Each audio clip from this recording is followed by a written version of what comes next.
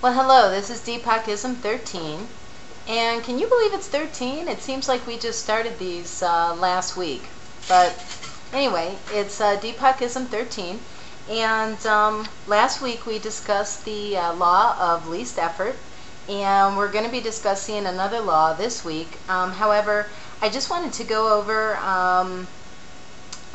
reflections of the law of least effort. In the book that I was reading from last week, which is the seven spiritual laws of parenting, it also has just little tidbits that you can reflect on that might help you embrace the law. So I'm going to give those laws, and these are for the exercise that we did last week. Reflections on the law of least effort. 1. Put every effort into organizing your life. But remember that the ultimate organizer is nature. 2. Don't try to steer the river. 3. When nature is most productive and creative, it does not work, it plays. 4. The best work flows from us effortlessly. 5. Putting up resistance to life ultimately never succeeds. And 6. Allow the gifts of the Spirit to come to you. So those are just some little, like affirmations that you can think about in reference to the law of least effort. And maybe it'll, help drive some things home, or just some things that you can reflect on when you're trying to enhance that particular gift of the Spirit in your life.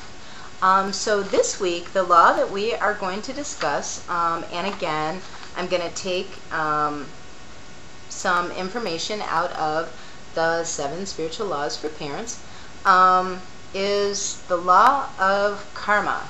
So let me read you the law.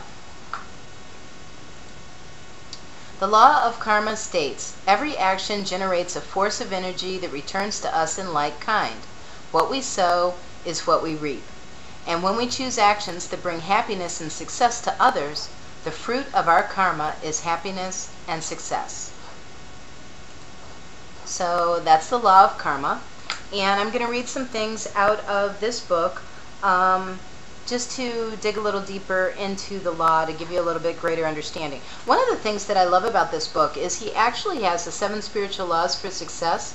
But I kind of feel like if you read this book and you get what's in this book, you don't even need the other book, because they're the same spiritual laws. This one just also explains how to incorporate these laws in your children's lives so that they can gain the concept of the spiritual laws, during their childhood. Okay, so the law of karma.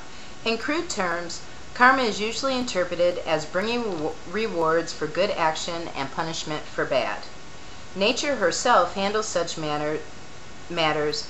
A popular cynical saying holds that life isn't fair, when karmically the exact opposite is true. Life is completely fair, but the workings of life can be deep and hidden, and effects can follow causes on many levels. It is up to us not to judge what result an action deserves, but to observe closely how the cause and effect universe works, then to model our behavior accordingly. Here, the 7 spiritual laws seem to run into conflict with received opinion, for the law of karma states that there is no unfairness, no accidents, no victimization. All things are ordered according to an inescapable system of cosmic cause and effect. Karma is not fatalism. It doesn't dictate that people have to suffer. What it does dictate is that free will is absolute. There is no divine power keeping us from making bad choices. Nor is there an escape clause that nullifies the universal rule, as you sow, so shall you reap. Karma then involves awareness in several areas, witnessing how choices get made, evaluating their outcome, and listening to your heart, the place where subtle emotional signals indicate when actions are right or wrong. Choice, in all its complexity, is critical to success in life. For success is just a name for the desirable results we wish to achieve through our actions. I don't believe it's helpful to use the time-honored statement, every good deed is its own reward. This implies an inattentive and blind universe. Spiritual masters have all asserted that God or spirit rewards virtue. Nothing is left unrewarded, in the sense that no action occurs in a vacuum. Karma is a computing system that gives back what we put into it, but with a measure of grace added. If we had omniscient vision at all levels, as God does, we would certainly accept any so-called negative result, because we would see that nothing better could result. The fact that every action leads to the best result possible is a law known as grace. Grace is God's loving organization of time and space. It allows us free will to do anything we want, and the results of our actions, whether pleasant or unpleasant, are brought back to us at the perfect time to learn from what we chose. In other words, anything that happens to us reflects a loving guardianship of our well-being.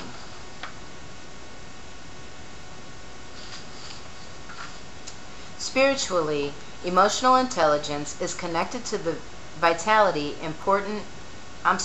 Spiritually, emotional intelligence is connected to the vitally important issue of ego boundaries. If you feel that you are a person isolated in time and space, disconnected from others, there is no reason to obey any guidance except your own impulses.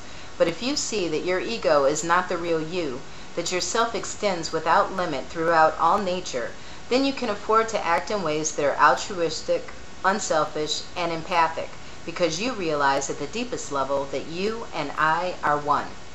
Thus, actions are not limited to what I want. Results are not bound by what happens to me. There is an overall flow to life that embraces everyone in a larger divine purpose. So, I'm going to give you the reflections this week for the law of karma. And these are things that might help you incorporate this gift of the Spirit in your life. Reflections on the law of karma. No debt goes unpaid in the universe. 2. Don't grieve over losses. You can only lose what is unreal, and when it is gone, the real will be left behind. 3. To bring yourself love and happiness, do what you can to bring them to others. And then 4. If you don't see an immediate result to good or bad action, be patient and observe. Okay, so this all sounds like great stuff. We've talked about,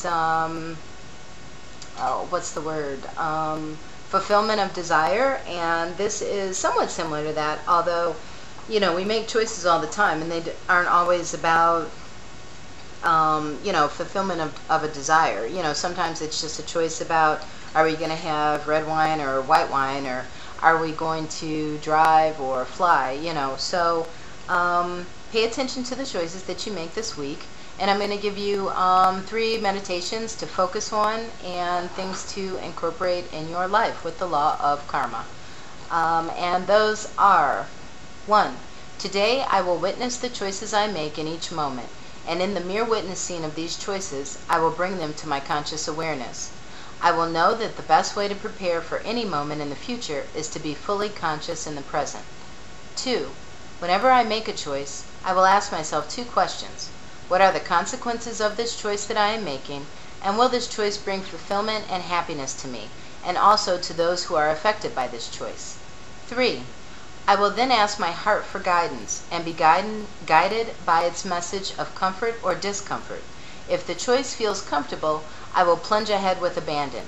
If the choice feels uncomfortable, I will pause and see the consequences of my action with my inner vision. This guidance will enable me to make spontaneously correct choices for myself and for all those around me.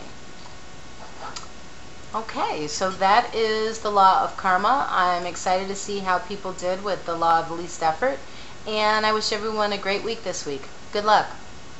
Be blessed.